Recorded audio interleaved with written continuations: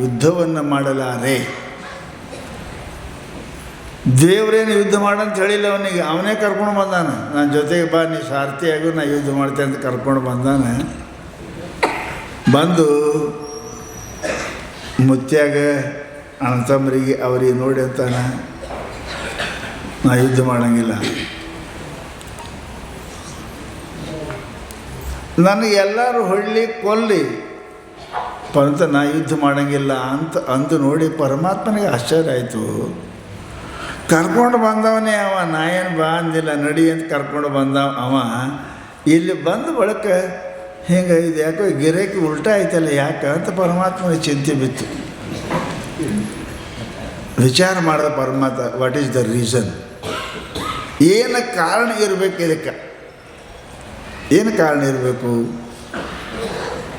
ಅದಕ್ಕೆ ಹೇಳಿದ್ರೆ ಅದಕ್ಕೆ ಇಷ್ಟೇ ಕಾರಣ. ಏನು ಅಂದ್ರೆ ಮೋಹ. ಏನು? ನನ್ನವರು, ನಮ್ಮ ಅಣ್ಣತಮ್ಮರ ಪೈಕಿ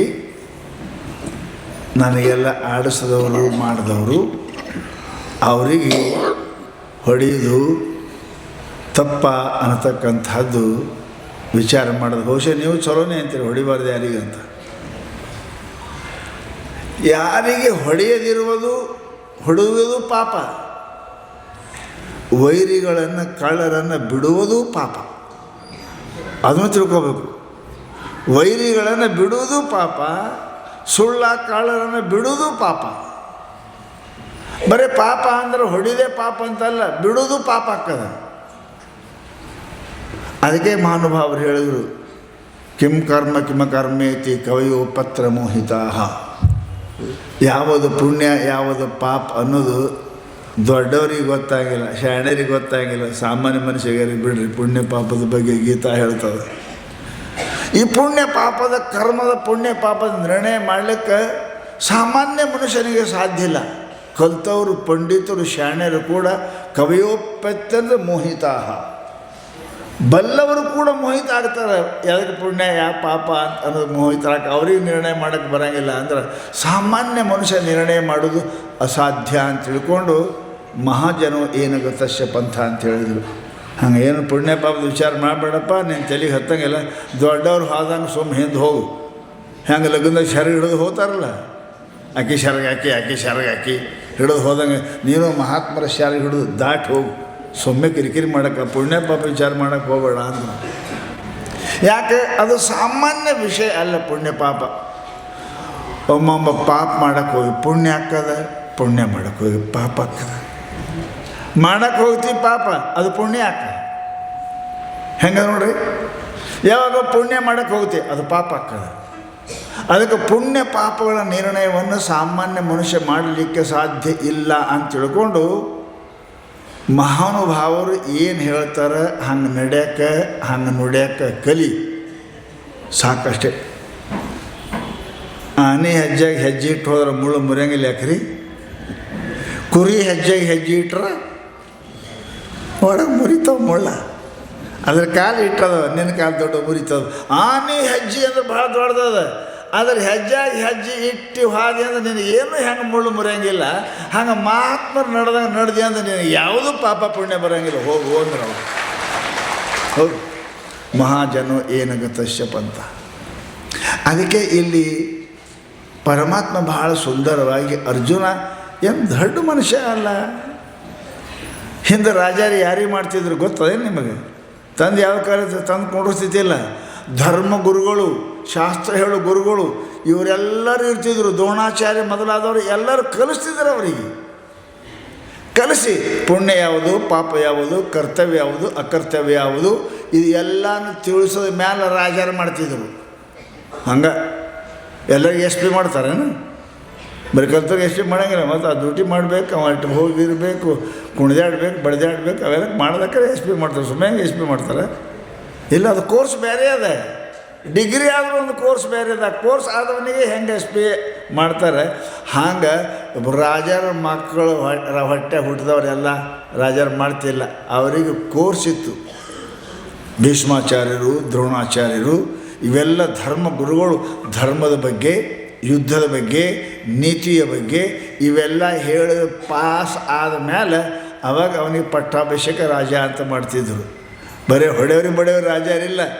ಯಾರಿಗೆ ಹೊಡಿಬೇಕು, ಹ್ಯಾಂಗೆ ಹೊಡಿಬೇಕು, ಯಾರಿಗೆ ಹೊಡೆದ್ರೆ ಪಾಪ, ಯಾರಿಗೆ ಬಿಟ್ಟರೆ ಪಾಪ, ಇದೆಲ್ಲನೂ ಕೂಡ ತಿಳಿಸಿಕೊಂಡು ರಾಜರು ಮಾಡ್ತಾಯಿದ್ರು ಅದ ಕಾಲಕ್ಕೆ. ಅಂಥದ್ರೊಳಗೆ ಇವತ್ತು ಭಗವಂತ ಗೀತೆಯಲ್ಲಿ ಅರ್ಜುನನಿಗೆ ಇಂಥ ಪ್ರಸಂಗದಲ್ಲಿ ಹೇಳಿ ಕಾರಣ ಏನು? ಅರ್ಜುನ ಕಿಂಗ್ ಕರ್ತವ್ಯ ವಿಮೂಢನಾಗಿ ಯುದ್ಧಕ್ಕೆ ಯಾರು ಕರ್ಕೊಂಬಂದಾರ? ಕೃಷ್ಣ ಕರ್ಕೊಂಬಂದಿಲ್ಲ. ಕೃಷ್ಣಗೆ ಹೋಗಿ ಅವನೇ ಕರ್ಕೊಂಬಂದಾನ. ದ್ವಾರಕಕ್ಕೆ ಹೋಗಿ ಕೃಷ್ಣಕ್ಕೆ ಹೋಗಿ ಕುಂತು ರಾತ್ರಿ ಬೆಳತನ ಕುಂತು ಮುಂಜಾನೆ ಏನಪ್ಪ ಅಂತ ಕೇಳಿದ್ರೆ ಪರಮಾತ್ಮ ಮಲಗಿದ್ದ, ಮಧ್ಯಾಹ್ನದಾಗ ಮಲಗಿದ್ದ ಹೊಚ್ಕೊಂಡು. ಇವ ಹೋಗಿ ಬಾಗಲ್ದಾಗ ಕುಂತ. ಇವ್ರ ಅಣ್ಣನೂ ಹೋಗಿದ್ದ, ದುರ್ಯೋಧನನೂ ಹೋಗಿದ್ದ. ಗೊತ್ತಿತ್ತು ಅವರಿಗೆ ದೇವರು ಯಾರ ಕಡೆ ಆಗ್ತಾನ. ಅವರು ಯತ್ರ ಕೃಷ್ಣೋ ಪಾರ್ಥೋ ಧನುರ್ಧರ ಶ್ರೀ ವಿಜಯ ಕೀರ್ತಿ ಅಂತ ಕಡೆ 18ನೇ ಅಧ್ಯಾಯ ಹೇಳ್ಯಾರ. ಎಲ್ಲಿ ಪರಮಾತ್ಮ ಅದಾನ ಅಲ್ಲಿ ವಿಜಯ ಅದ. ದುರ್ಯೋಧನನು ಹೋಗಿದ್ದ, ಅರ್ಜುನನೂ ಹೋಗಿದ್ದ. ಕೇಳಕ್ಕೆ ಪರಮಾತ್ಮ ನಮ್ಮ ಕಡೆ ಯುದ್ಧ ಆಗಂತ ಕೇಳಕ್ಕೆ ಹೋಗಿದ್ದವ. ಹೋದ್ರೆ ಇಬ್ಬರು ಹೋಗ್ಯಾರ. ಯಾರ ಕಡೆ ಹೋಗ್ಬೇಕ್ರಿ ದೇವರು? ಅರ್ಜುನ ಕಾಲು ಹಂತ್ಯಾಕೆ ಕುಂತಿದ್ದ, ದುರ್ಯೋಧನ ತಲೆ ಹಂತ್ಯಾಕೆ ಕುಂತಿದ್ದ. ಕಾಲು ಹಂತ್ಯಾಕೆ ಯಾರು ಕುಂಡಿರ್ತಾರೆ ರೀ? ಚಪ್ಪಲಿ ಬಿಡಲಿ ಕುಂಡಿರ್ತಾರೆ ಯಾರ್ರಿ? ಕುಂಡಂಗಿಲ್ಲ.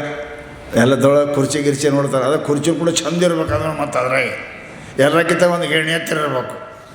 ಹುಡುಕಾಡ್ತೀರಲ್ಲ ನೀವು. ಅರ್ಜುನ ಹೋಗಿ ಪಾದದ ಹಂತ್ಯಾಕೆ ಕುಂತ. ದುರ್ಯೋಧನ ಮೊದಲೇ ಹೋಗಿದ್ದ, ಇವನಿಗಿಂತ ಮೊದಲೇ ಹೋಗಿದ್ದ. ಅವ ತಲೆ ಕಡೆ ಕುಂತಿದ್ದ. ಪರಮಾತ್ಮ ನಿದ್ದೆ ಮಾಡ್ತಿದ್ದ. ಎದ್ದು ಕೂಡಲೇ ಮ್ಯಾಲಿಂದ ತೆಗೆದ. ಯಾರು ಕಾಣ್ತಾರೆ? ದುರ್ಯೋಧನ ಏನು ಅರ್ಜುನ? ಅರ್ಜುನ ಪಾದ ಹಂತ್ಯಾಕೆ ಕುಂತಾನೆ. ಯಾವಾಗ ಬಂದೆ ಅರ್ಜುನ ಅಂತ ಕೇಳ್ದ. ನಾನೂ ಬಂದೀನಿ ಅಂದವ ಹಿಂದೆ ಕುಂತ್ಕೊಂಡು. ನಾನೂ ಬಂದೀನಿ. ನೀ ಬಂದಿರಬೇಕು. ಮೊದಲು ಕಂಡಾರ ಯಾರು? ಅದಕ್ಕೆ ಯಾಕೆ ಬಂದೀರಿ ಅಂದ. ನಾವು ಇಬ್ಬರು ಕಚ್ಚಾಡೋರು ಇದ್ದೇವೆ. ನೀ ನಮ್ಮ ಕಡೆ ಆಗಬೇಕು ಅಂತ ಬಂದೇವೆ. ನಮ್ಗೆ ಸೇನಾ ಬೇಕು, ಐಶ್ವರ್ಯ ಬೇಕು, ಬಂದಿದ್ದೇವೆ. ಕೃಷ್ಣಂದ ಮೊದಲು ಬಂದಾನ, ನೋಡ್ಯಾನ. ನೀ ಮೊದಲು ಬಂದಿರಬೇಕು. ಮೊದಲು ನಾನು ನೋಡಿನ ಯಾರಿಗೆ? ಅರ್ಜುನಿಗೆ. ಅವ ಏನು ಕೇಳ್ತಾನ ಮೊದಲು ಅವನಿಗೆ ಕೊಡೋದು. ಅವ ಬಿಟ್ಟುದಲ್ಲ ನಿನಗೆ. ದುರ್ಯೋಧನದ ಏನು ಕೇಳ್ತಾವ ಮಾರಾಯ? ಎಲ್ಲ ಸೈನ್ಯ ಪೈರ ಕೇಳ್ದಂದ್ರೆ ಏನು ಮಾಡಬೇಕು, ಹೆಂಗೆ ಮಾಡ್ಬೇಕು ವಿಚಾರ ಮಾಡ್ದ. ಅರ್ಜುನ ಒಂದೇ ಮಾತು ಕೇಳ್ಯಾನೆ. ಪರಮಾತ್ಮ ಯತ್ರ ಪಾರ್ಥೋ ಧನುರ್ಧರ. ಎಲ್ಲಿ ಪರಮಾತ್ಮ ನನಗೇನೂ ಬೇಡ, ನೀ ಒಬ್ಬ ಬೇಕು ಪರಮಾತ್ಮ, ನೀ ಒಬ್ಬನೇ ಬೇಕು ಅಂತ ಅಂದ. ದುರ್ಯೋಧನ ಭಾಳ ಖುಷಿ ಆಯ್ತು ರೀ. ಎಲ್ಲಿ ಸೇನಾ ಅವ್ರ ಅಣ್ಣ ಇವರಿಗೆಲ್ಲ ಕೇಳ್ತಾನೆ ಚಿಂತಿತ್ತು, ಕೇಳಿಲ್ಲ. ಅವ ಅಂದ ಆಯ್ತು ಚಲೋ ಆಯ್ತು ಅಂದ. ಆಮೇಲೆ ಕೇಳಿದ್ರು ಅವನಿಗೆ ತಲೆ ಕಡೆ ಕುಂತಿದ್ದಾರ. ಇವಂದ ನಾನು ಬಂದೀನಿ ಅಂದ್ರೆ. ನೀನು ಬಂದಿರ್ಬೇಕು, ನೀನು ನೋಡಿಲ್ಲ ಮೊದಲು. ನೀ ಆ ಕಡೆ ಕುಂತಿದ್ದಿ, ನೀವು ಕುಂತಾನೆ ಕೇಳಿ ನಿನಗೇನು ಬೇಕು? ಭಾಳ ಚಲೋ ಆಯಿತು, ನೀವು ಒಬ್ಬನೇ ಆ ಕಡೆ ಹೋಗು. ಶಸ್ತ್ರ ಏನು ಇಲ್ಲದೇ ನಾ ಖಾಲಿ ಕೈ ಮೇಲೆ ಬರ್ತೀನಿ. ನಾ ಇಡೀ ಸೇನಾ ನಮ್ಮ ಅಣ್ಣ ಒತ್ತಾಟಿಗೆ. ಅವ ಸೇನಾ ತಗೊಂಡ. ಇವ ಬರೀ ಕೃಷ್ಣ ಯುದ್ಧ ಮಾಡಿಲ್ಲ, ಹಿಡಿದಿಲ್ಲ. ಬರೇ ರಥ ಕುದುರೆ ಓಡಿಸ್ಯಾನ ಅಷ್ಟೇ ಖರೆ. ಪರಂತು ವಿಜಯ ಯಾರ್ದಾಯಿತು? ಯತ್ರ ಪಾರ್ಥೋ ಧನುರ್ಧರ. ಪರಮಾತ್ಮ ಹಿಂದೇನಪ್ಪ ಅವ್ರಿಗೆ ಜಯ ಆಯಿತು. ಎಲ್ಲ ಅಕ್ಷಯಣಿ ಸೇನೆ ಅವರ ಅಣ್ಣ ಒತ್ತಟ್ಟೆ ಆದರೂ ಕೂಡ ಯಾರು ಕೂಡ ಏನಪ್ಪ ಅಂದ್ರೆ ಅರ್ಜುನಿಗೆ ಸೋಲಿಸಲಿಕ್ಕೆ ಸಾಧ್ಯ ಇಲ್ಲ. ಕೃಷ್ಣ ಪರಮಾತ್ಮನ ಕೃಪೆಯಿಂದ ವಿಜಯ ಯಾರಿಗಾಯಿತು ಅಂತ ಕೇಳಿದ್ರೆ ಪಾಂಡವರಿಗೆ ಆಯಿತು ಅನ್ನೋದು ನೀವು ಕಥೆ ಕೇಳ್ತಾ ಇದ್ದೀರಿ, ಸಿನಿಮಾ ನೋಡಿರಿ. ಅದಕ್ಕೆ ಪುಣ್ಯಾತ್ಮರೇ ಲಕ್ಷ್ಯ ಇಡ್ರಿ. ಮನುಷ್ಯನಿಗೆ ಇವತ್ತಿನ ಶಾಸ್ತ್ರ ಹೇಳ್ತಾರೆಪ್ಪ ಅಂದರೆ ನಿಮಗೆ ಕರ್ಮ ಕರ್ಮ ಅಂತಾರೆ. ಏನು ಅಂತಿರ್ಬೇಕು ಕರ್ಮ ಮತ್ತು ಕ್ರಿಯೆ? ಹೌದಲ್ಲ? ಯಾವ ಮನುಷ್ಯನು ಬದುಕಿ ಇರಲಿಕ್ಕೆ ಸಾಧ್ಯ ಇಲ್ಲ. ಕರ್ಮ ಇಲ್ಲದೆ ಬದುಕಬಹುದು, ಕ್ರಿಯೆ ಇಲ್ಲದೆ ಬದುಕಲಿಕ್ಕೆ ಸಾಧ್ಯ ಇಲ್ಲ. ಭಾಳ ಅಂತರ ಆಯ್ತಲ್ಲ. ಕರ್ಮ ಅಂದ್ರೇನು, ಕ್ರಿಯೆ ಅಂದ್ರೇನು?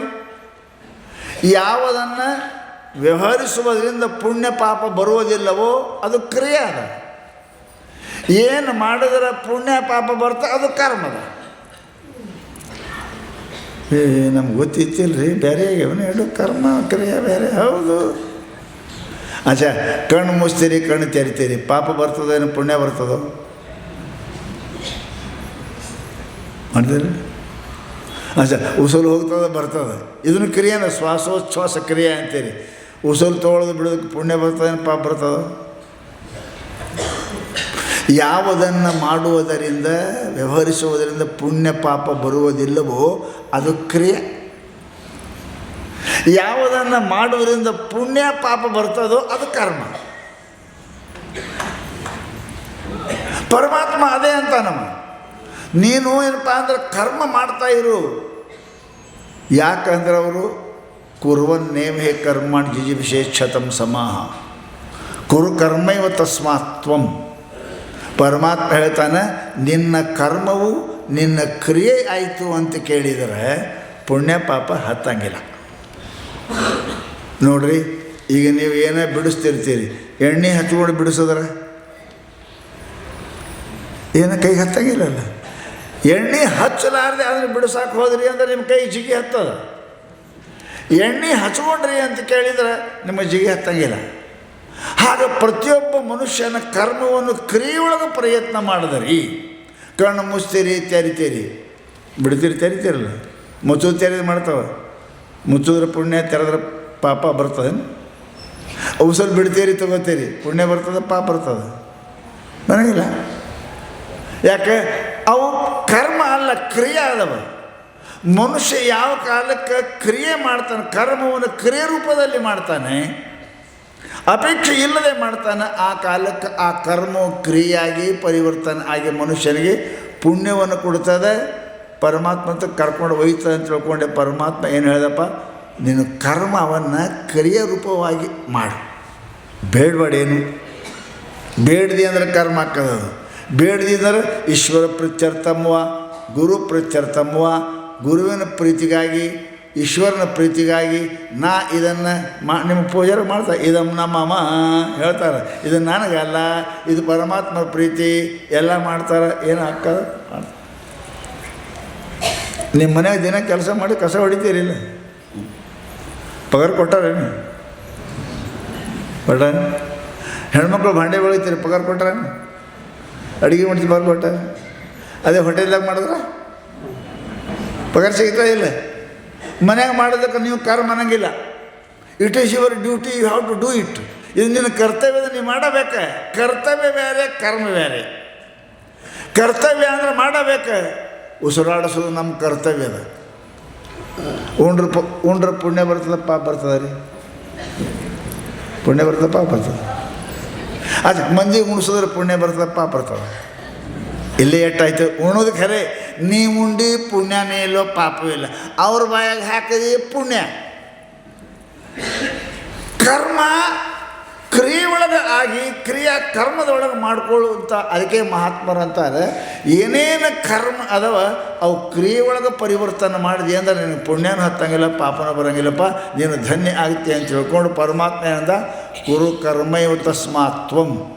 ಆ ಕರ್ಮವನ್ನು ಫಲದ ಅಪೇಕ್ಷೆ ಇಲ್ಲದೆ ಅದು ಕೇವಲ ಪರಮಾತ್ಮನ ಪ್ರೀತ್ಯರ್ಥವಾಗಿ ನೀನು ಕರ್ಮವನ್ನು ಮಾಡಲೇಬೇಕು. ನಾ ಮಾಡಲಾರ್ದೆ ಇರಕ್ಕೆ ಬರಂಗಿಲ್ಲ. ಏನೂ ಮಾಡಂಗಿಲ್ಲ ಅಂದ್ರೆ ನೀ ಇಲ್ಲ ಅಂತಲೇ ಅರ್ಥ. ಅದರ ಅರ್ಥ ಏನು? ನೀ ಇಲ್ಲ ಅಂತೇ ಅರ್ಥ. ಅಪ್ಪವ್ರು ಒಂದು ಕಥೆ ಹೇಳ್ತಾರೆ. ದೊಡ್ಡಪ್ಪ ಅವರು ಯಾರೋ ಊರೊಳಗಪ್ಪ ದೊಡ್ಡ ರಾಜ ಆನೆ ಸಾಕಿದ್ದ. ಪಟ್ಟದ ಆನೆ ಅಂತ ಇರ್ತಾವೆ, ಕೇಳಿರಿಲ್ಲ? ಆ ರಾಜರದೆಲ್ಲ ಒಂದೊಂದು ಬೇರೆ. ಪಟ್ಟದ ರಾಣಿ, ಉಳಿಕೆ ರಾಣಿ ಇರ್ತಾವೆ, ಇಲ್ಲ ಪಟ್ಟದ ರಾಣಿ, ಪಟ್ಟದ ಆನೆ, ಪಟ್ಟದ ಕುದುರೆ ಅವರು ಸ್ಪೆಷಲ್, ಅವ್ರು ಬಿಟ್ಟು ಯಾರು ಉಪಯೋಗ ಮಾಡೋಂಗಿಲ್ಲ. ಅವಕ್ಕೆ ಪಟ್ಟದ ಅಂತಾರೆ. ರಾಜನ ಹಂತಕ್ಕೆ ಪಟ್ಟದ ಆನೆ ಇತ್ತು. ಅದರ ಮ್ಯಾಲೆ ಕುಂತು 10-20 ಯುದ್ಧವನ್ನು ಗೆದ್ದಿದ್ದ, ಭಾಳ ಯುದ್ಧ ಗೆದ್ದಿದ್ದ. ಅದ್ರ ಮ್ಯಾಲೆ ಭಾಳ ಜೀವ. ಎಷ್ಟು ಜೀವ ಇದ್ರೇನ್ರಿ, ಒಂದು ದಿವಸ ಜೀವ ಹೋಗಬೇಕಲ್ಲ, ಹೌದಿಲ್ಲ? ಯಾರ ಮೇಲೆ ಭಾಳ ಜೀವ ಇರ್ತೀರಿ ಅವು ಜಲ್ದಿ ಸಾಯ್ತಾವೆ. ಅದಕ್ಕೆ ಜೀವ ಯಾರ ಮೇಲೆ ಮಾಡಬಾರ್ದು.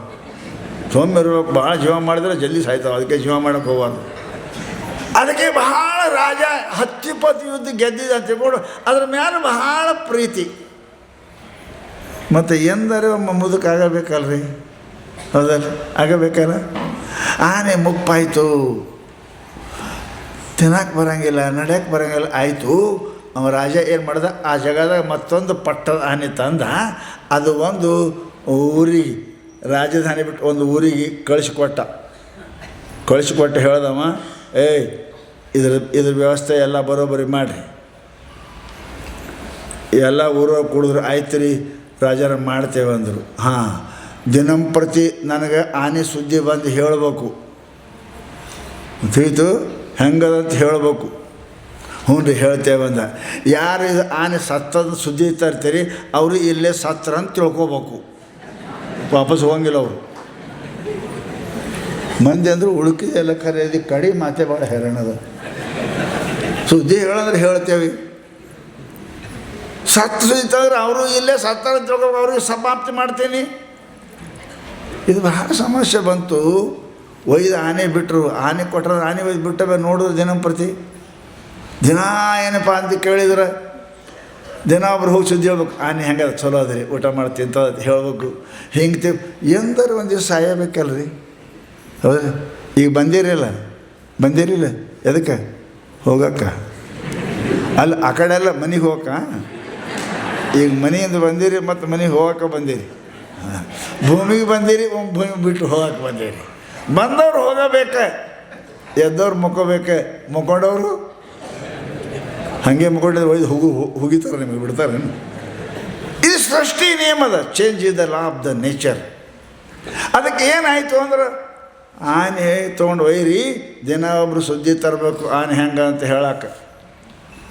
ಸತ್ತದಂತ ಸುದ್ದಿ ಯಾರು ತರ್ತೀರಿ ಅವ್ರು ಇಲ್ಲೇ ಸತ್ರ ಅಂತ ತಿಳ್ಕೊಬೇಕು. ಅವ್ರು ಅಂದರು ಎಲ್ಲ ಚಲೋದಿ ಕಡಿ ಮಾತೆ ಬರೋಬರಿ ಇಲ್ಲರಿ ಅಂದರು. ಅವರು ಅಂದ್ರೆ ಉಣಿಸ್ತೇವೆ, ತಿನ್ನಿಸ್ತೇವೆ, ಕೈ ಎಲ್ಲ ಮಾಡ್ತೇವೆ, ಕಟ್ಕೊಂಡು ಸುದ್ದಿ ತಂದವರು ಇಲ್ಲೇ ಜೀವ ಹೋಗ್ತಾ ಹೆಂಗೆ ಮಾಡಬೇಕು ಅಂದರು. ರಾಜಾಜ್ಞೆ. ದಿನ ಏನಪ್ಪ ಅಂತ ಕೇಳಿದ್ರೆ ಪಾಳಿ ಹಾಕ್ಕೊಂಡು ಊರವರು ಗೌಡ ಹೇಳಿದ್ರು, ಇವತ್ತು ನಿನ್ನ ಮನೆ ಅದು ಜಾಕಿ ಮಾಡೋದು, ಇವತ್ತು ನೀ ಸುದ್ದಿ ಒಯ್ದು, ಇವತ್ತು ನೀ ಸುದ್ದಿ, ಎಲ್ಲ ಸುದ್ದಿ ಊರವ್ರು ಕೂಡಿನೇ ಅದಕ್ಕೆಲ್ಲ ತಿನ್ನಿಸೋದು ಉಣಿಸೋದು ಎಲ್ಲ ವ್ಯವಸ್ಥೆ ಮಾಡಿದ್ರು. ದಿನ ಒಂದು ಮನೆಯವರು ಸುದ್ದಿ ತೊಗೊಂಡು ಹೋಗಿ ಹೇಳಿ ಬರಬೇಕು, ಆನೆ ಹೆಂಗದ, ಚಲೋ ಅದ ರೇ, ಹೆಂಗದ, ಆಯ್ತು ಹೋಗಂತ.